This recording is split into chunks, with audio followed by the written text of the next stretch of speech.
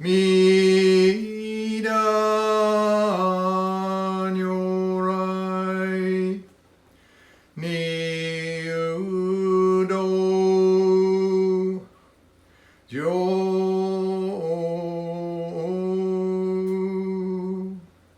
三下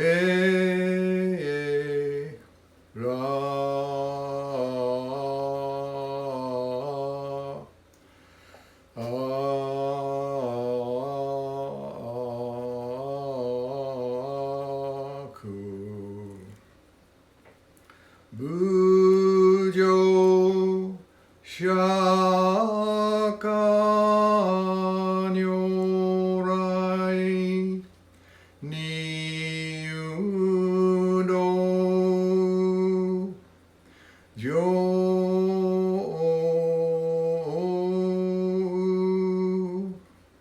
三下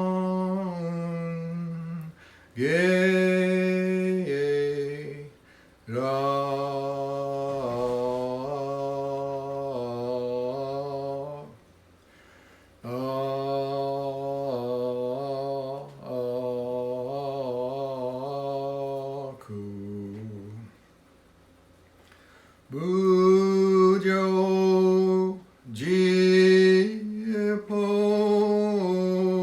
如来にうど上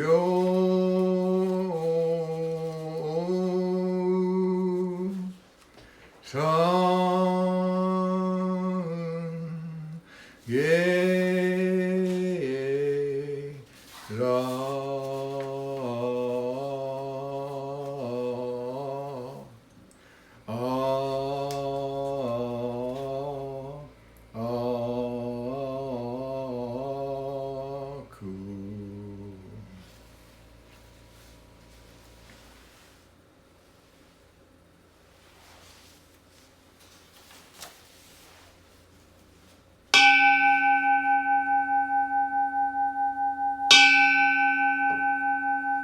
阿言小世願一心無常道悲願不満足成不上 Shina EY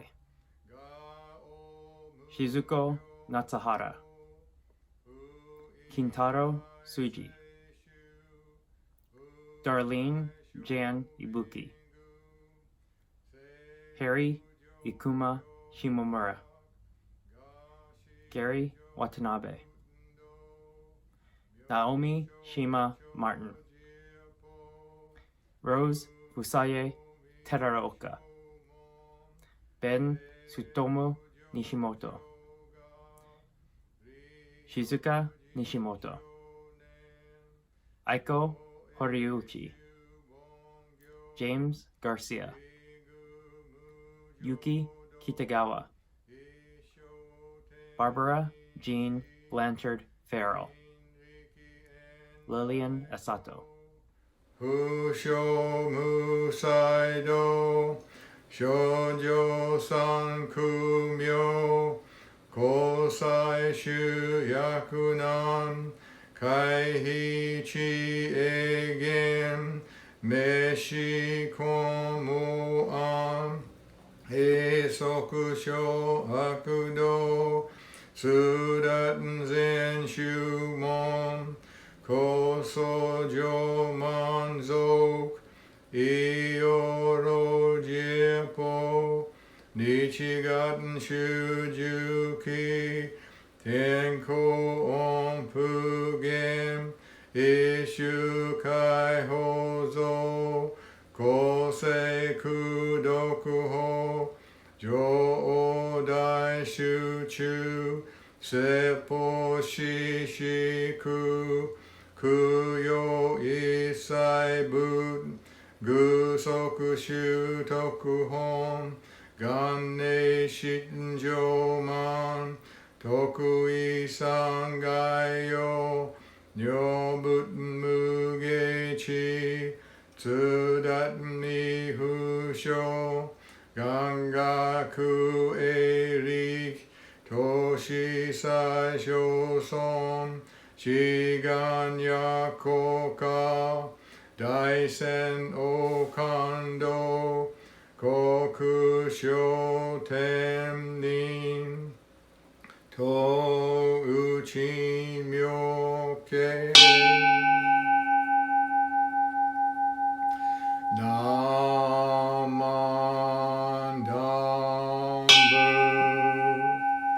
Namandambu Namandambu Namandambu Namandambu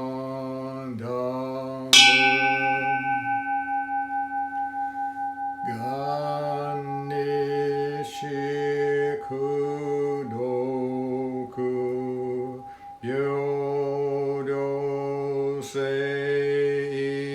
Isai Dohoten Bodai Ishin Ojo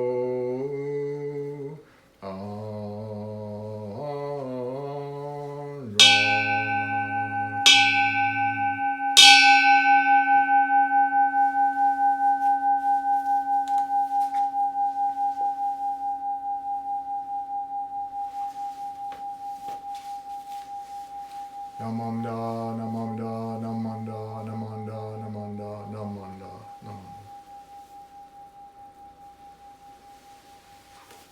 The Jodoshinshu Creed. Entrusting the vow of the Buddha and reciting the sacred name, I shall proceed through the journey of life with strength and joy. Revering the light of the Buddha, reflecting upon my imperfect self, I shall strive to live a life of gratitude. Following the teachings of the Buddha, discerning the right path, I shall spread the true Dharma. Rejoicing in the compassion of the Buddha, respecting and aiding one another, I shall do my best to work towards the welfare of society. Namo Amida Butsu, Namo Amida Butsu, Namo Amida Butsu.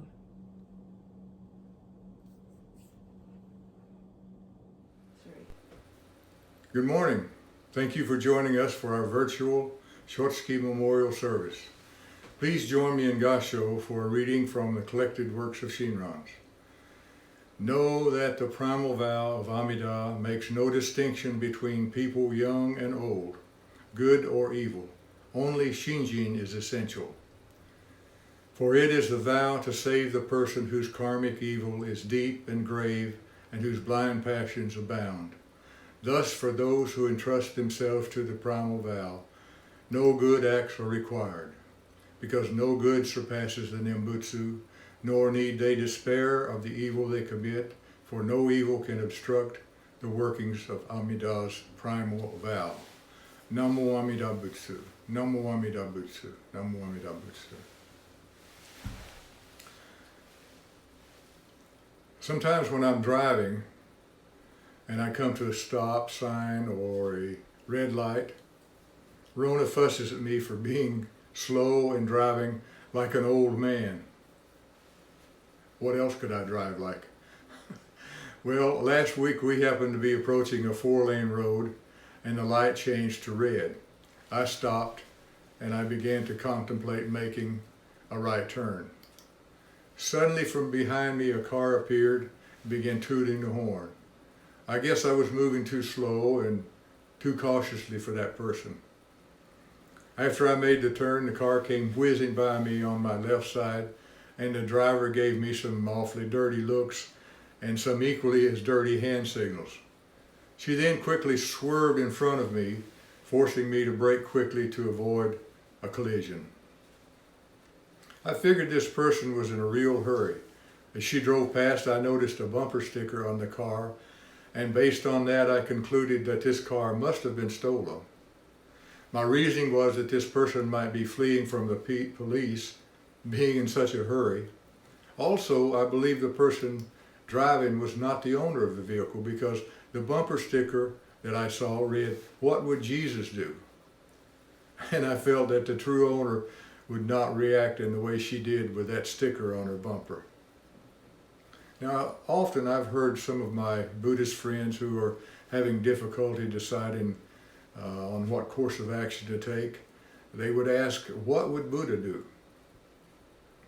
When we drive, we can't look into the eyes of the other person and even if briefly connect with them. Instead, we are insulated in our cars and our trucks, and we depersonalize others. We easily jump judging their actions as either good or bad or right or wrong, and in turn justifying behavior that we might otherwise really never engage in.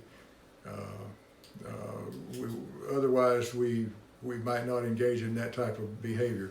So again, we ask ourselves the question, what Jesus might do if he was cut off? Or what might Buddha do if he was cut off? I don't think swearing and tailgating is likely not the response that they would do.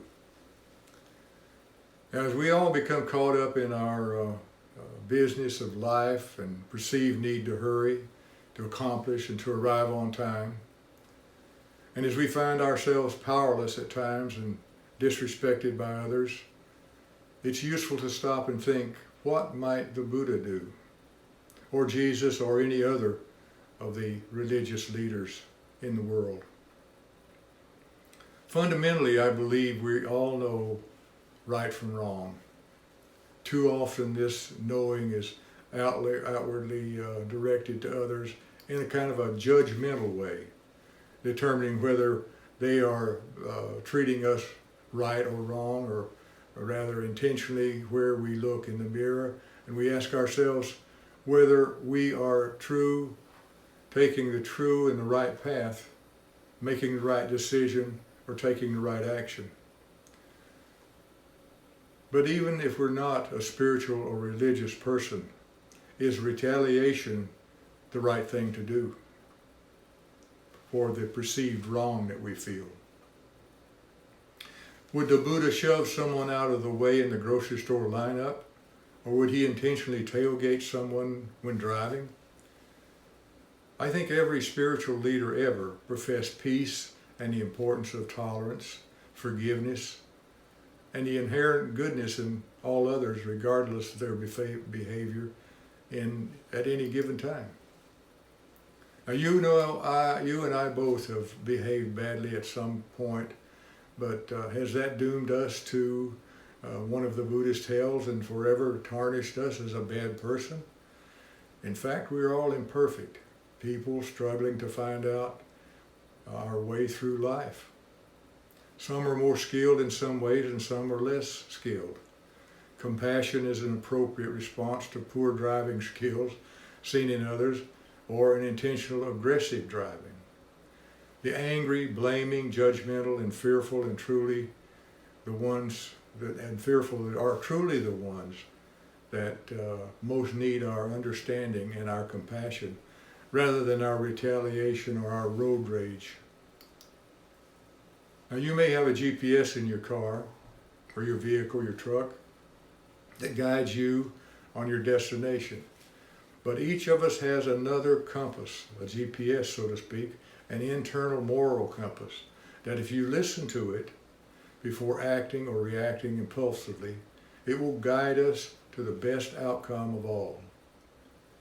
So the next time you drive, return to your internal compass about right and wrong, and apply it to yourself first before judging others. So what would Buddha do? When we can know what Buddha would do if we open our hearts to Amida Buddha. He becomes our internal compass, guiding us to the life of the Nembutsu faith, never ever abandoning us.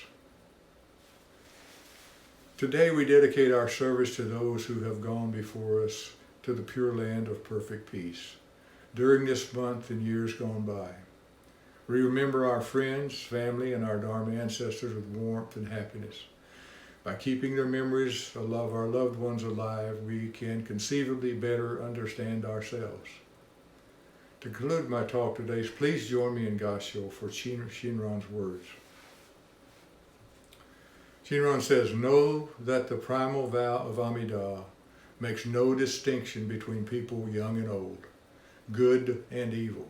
Only Shinjin is essential, for it is a vow to save the person whose karmic evil is deep and grave and whose blind passions abound. Thus, for those who entrust themselves to the primal vow, no good acts are required, because no good surpasses the Nembutsu, nor need they despair of evil they commit, for no evil can obstruct the workings of Amida's primal vow. Namo Amida Butsu, Namo Amida Butsu, Namo Amida Butsu. Again, thank you for joining us today and listening to my Dharma message, and have a wonderful rest of your day. And oh yes, by the way, please drive safely.